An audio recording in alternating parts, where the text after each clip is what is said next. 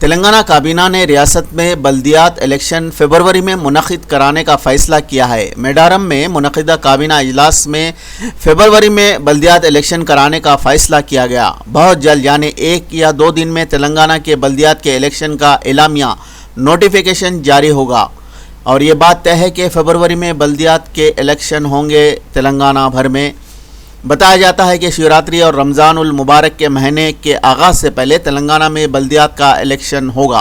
हुकूमत ने मेयर और सुदूर नशीन के ओहदों के लिए रिजर्वेशन का अमल मुकम्मल कर लिया है।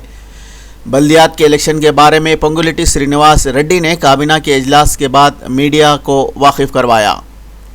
जीएचएमसी के इलेक्शन अप्रैल या मई में हो सकते हैं। फ़िलहाल तेलंगाना अजला में बल्दियात के इलेक्शन होंगे फरवरी के महीने में।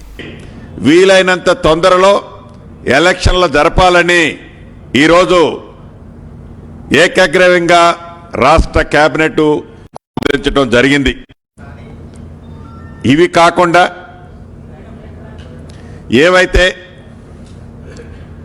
మున్సిపాలిటీలు కార్పొరేషన్లో టైం పూర్తయిందో ఈ మున్సిపాలిటీలు కార్పొరేషన్లు టైం పూర్తయిన 116 మున్సిపాలిటీలు 7 కార్పొరేషన్లు 2996 వార్డులు డివిజన్లు వీటిలో టైం పూర్తయింది కాబట్టి వీలైనంత తొందరలో ఎలక్షన్లు జరపాలని ఆల్రెడీ డెడికేషన్ కమిషన్ నివేదిక ఇవ్వటం జరిగింది।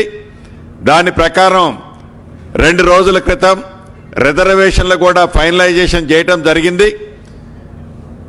రాష్ట్ర కేబినెట్ వీటన్నిటి ఆధారంగా 15వ తారీఖు ఫిబ్రవరి 15వ తారీఖు శివరాత్రి ఉంది, 16వ తారీఖు నాడు రంజాన్ ఉంది।